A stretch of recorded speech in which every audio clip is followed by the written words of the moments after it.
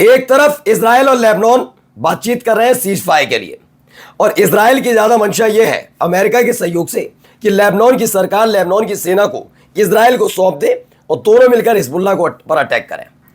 इससे लेबनान की जनता बेचैन है। लेकिन अचानक से इजराइल के अंदर एक बहुत बड़ा घटनाक्रम घटा। आईडीएफ के मुख्यालय पर एक बार फिर से अटैक हुआ, लेकिन यह अटैक ईरान की तरफ से नहीं था, ईरानी हथियारों से जरूर था। दावा किया जा रहा है हिजबुल्लाह की तरफ से यह आईडीएफ के मुख्यालय पर किया गया हमला है। कई इजरायली सैनिक हलाक हुए। खबर यही नहीं, कई मोसाद के एजेंट पकड़े गए ईरान में। तो वहीं हिजबुल्लाह के एक और इलाके में जो दक्षिणी लेबनान है वहां पर भी एक बड़ा हमला हुआ है।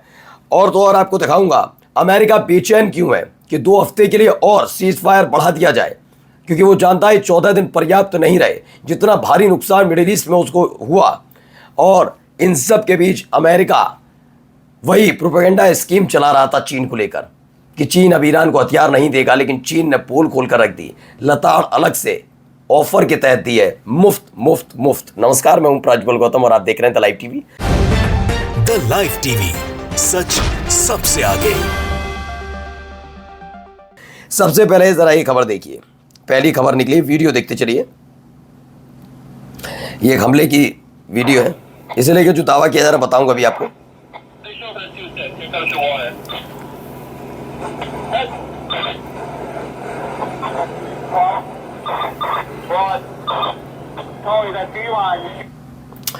तो ये हमला है, अभी अभी खबर मिली कि हिजबुल्लाह ने इजरायली सैन्य मुख्यालय को निशाना बनाया, जो अभी भी चल रहा है और उस पर काबू नहीं पाया जा सका, जिसमें कई इजरायली सैनिक मौके पर ही मारे जाने की खबर है। रिपोर्ट के मुताबिक कई सैनिक फंसे हुए हैं।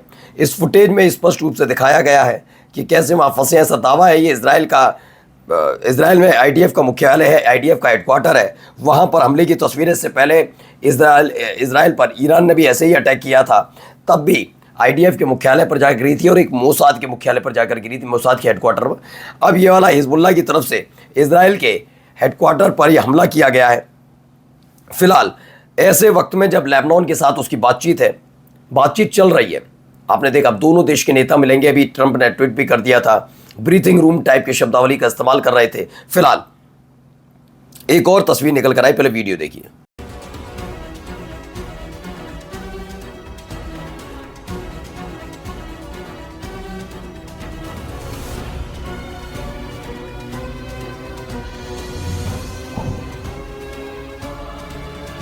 ये देख रहे, देखिए धुआं उठ रहा है। अब इसके आगे देखिए, ये तो अलग हमला है, एक और हमला हुआ है। देखिए ये बैक टू बैक अटैक किए जा रहे हैं हिजबुल्लाह की तरफ से। वो किया गया था इजराइल में और ये दक्षिणी लेबनान में।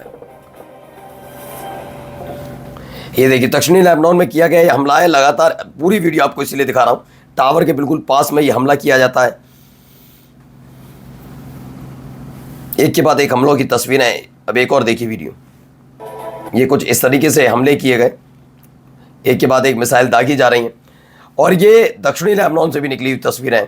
खास बात यह है, इसमें जो दावा किया जा रहा है ये है कि हिजबुल्लाह ने दक्षिण लेबनान में इजरायली सैनिकों की पोजीशन पर हमला किया।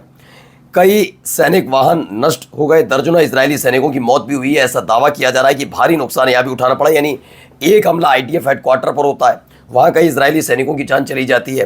दक्षिणी लेबनान में चूंकि इजराइल के कई सैनिक मौजूद हैं और दिन के समय ही इजराइल के प्रधानमंत्री बेंजामिन नेतन्याहू ने दावा कर दिया था कि बेट जनीन इलाका जो है वहाँ पर उन्होंने पूरी तरह से कब्जा कर लिया है, मतलब जीत की कगार पर है। लेकिन अब इन तस्वीरों को देखकर लग रहा है कि इजराइल को तगड़ी चोट यहाँ पर भी लगी है, जैसे एक वक्त में फिलिस्तीन में लगी थी, गजा में लगी थी, वैसी ही चोट यहाँ पर भी लगती हुई नजर आ रही है। चलिए ये खबर है ईरान से, it has arrested 35 Israeli Mossad agent. Iran have a good strength, ये कहा जा रहा है कि ऐसे 35 इजरायली मोसाद एजेंट और पकड़े गए। ये गिरफ्तारियां ऐसे वक्त में और हुई जब इससे पहले जनवरी में ही दंगा और प्रदर्शन खत्म नहीं शांत होने के बाद ऐसे कई दंगाई पकड़े गए थे और बाद में पता लगा वो मोसाद एजेंटों के संपर्क में थे। वो खुद भी मोसाद एजेंट थे, कई ऐसे मोसाद एजेंट पकड़े गए थे। और भेद ना खुल जाए इसीलिए ईरान पर अटैक करके इजराइल और अमेरिका ने इस पूरे मुद्दे को मोड़ने की कोशिश की थी। अब और 35 इजरायली मोसाद एजेंट गिरफ्तार किए गए हैं। ये सारी गिरफ्तारियां ईरान के अंदर से हो रही हैं, जो और बेचैनी बढ़ा रही है। हमने खबर दिखाई थी कि 2 हफ्ते का समय मांगा था, वो पता लगा अमेरिका कह रहा है हमने कोई समय ईरान से नहीं मांगा, जबकि ईरान का कहना है कि न केवल अमेरिका ने 2 और हफ्ते का समय मांगा था, यानी कुल मिलाकर 4 हफ्ते, अभी 1 हफ्ता बीत गया, एक हफ्ता रह गया, अभी 2 और हफ्ते एक्सटेंड करने की कह रहा था। उस समय ईरान ने कहा हमने लात मार दी उनके ऑफर को, यानी अमेरिकी ऑफर को लात मार दी ईरान ने। लेकिन मसला ये नहीं है, एक और चीज देखिए, Iran has announced that it has destroyed more than 80% of strategic radars and की फैसिलिटीज एट यूएस बेसिस।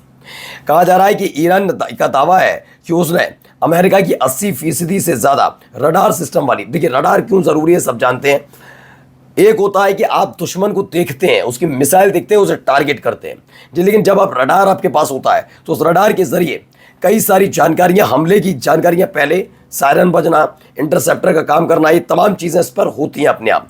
तो अगर आप मौजूदा टेक्नोलॉजी में देखेंगे तो रडार सिस्टम बहुत ज़्यादा महत्वपूर्ण हो जाता है, वरना जब तक दुश्मन आपके करीब आएगा तभी उसके बारे में आप समझ पाएंगे ऐसे दौर में। अब देखिए, डोनाल्ड ट्रंप ने एक दावा कर दिया था कि चीन को लेकर कि चीन ईरान को हथियार नहीं देगा, तो इस पर जवाब दिया है चीन ने कि ये हरकतें बंद करो, ये बच्चों वाली मस्खरी वाली हरकतें करना बंद करो। क्या है चीन के ट्रंप को कड़ी फटकार। मैं उन अफवाहों पर विराम लगाना चाहता हूं जो ऑनलाइन फैल रही हैं, जिनमें दावा किया जा रहा है कि चीन ने अमेरिका के साथ इस बात पर सहमति जताई कि वे ईरान को हथियार नहीं देगा। मैं स्पष्ट कर दूं, ऐसी कोई बातचीत नहीं हुई है, बोले चीन के विदेश मंत्रालय के प्रवक्ता। विदेश मंत्रालय के प्रवक्ता ने कहा ऐसी कोई दावा नहीं है, ऑनलाइन जबरदस्ती दावा किया जा रहा है, प्रोपेगेंडा फैलाया जा रहा है कि चीन ईरान को कोई हथियार नहीं देगा, लेकिन ऐसा नहीं। इससे पहले ट्रंप ने दावा किया था कि चीन इस बात से सहमत हो गया कि वो ईरान को हथियार नहीं भेजेगा। उन्होंने चीन को चेतावनी भी दी और कहा कि अमेरिकी लड़ने में बहुत माहिर हैं, कहीं भी और कभी भी। चीनी विदेश मंत्रालय के प्रवक्ता ने कहा चीन ने ना तो ईरान को हथियार देने की बात स्वीकार की और ना ही इसका खंडन किया है। उन्होंने कहा ना हम ये कह रहे हैं दे रहे हैं और ना ही हम मना कर रहे हैं। हमारी सुरक्षा समझौते और रक्षा सहयोग ऐसे संप्रभु विषय हैं जिन पर निर्णय लेने का अधिकार केवल चीन का है। किसी भी विदेशी देश को चीन के आंतरिक मामलों में हस्तक्षेप करने का अधिकार नहीं है। दुनिया भर के नेताओं को बोलने से पहले अपने शब्दों को सावधानी से तोलना चाहिए, नहीं लताड़ जाते जाते लगा दिए। अब एक खबर और, जरा इनको सुनिए। इजराइल को हथियार अमेरिका ना दे, इसकी पूरी तैयारी थी। यही भाई साहब थे बर्नी सैंडर्स जो प्रस्ताव लाए। वो बात अलग है कि उस प्रस्ताव पर ज्यादा असर नहीं हो पाया। ये देखिए। I want to talk to you about 2 votes that I am forcing in the Senate today. Votes that could determine whether the United States continues to fund the extremist Netanyahu government's devastation in Gaza, the West Bank, and Lebanon. Some of the most horrific atrocities now taking place anywhere in the world. As all of you know, on October 7th, 2023, Hamas, a terrorist organization, attacked Israel. They killed over 1,200 innocent men, women and children.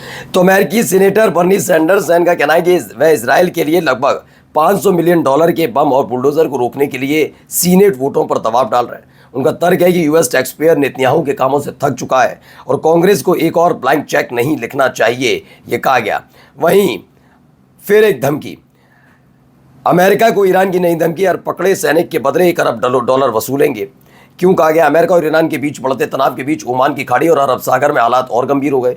Iran से वार्ता सफल होने के बाद America ने Iran के बंदरगाहों से आने जाने वाले जहाज़ों पर नाकाबंदी कर दी। इसी बीच ईरान के सुप्रीम लीडर मुस्तफा खामेनेई के सैन्य सलाहकार मोहसिन रिजाई ने अमेरिका को धमकी देते हुए कहा कि अगर स्ट्रेट ऑफ हॉर्मुज बंद किया गया तो अमेरिकी जहाज़ों को डुबो दिया जाएगा। उन्होंने कहा कि अगर अमेरिका ईरान पर ज़मीनी आक्रमण शुरू करता है तो यह और अच्छा होगा, क्योंकि हम हज़ारों अमेरिकी सैनिकों को पकड़ लेंगे और फिर हर एक के बदले $1 अरब वसूलेंगे। नमस्कार।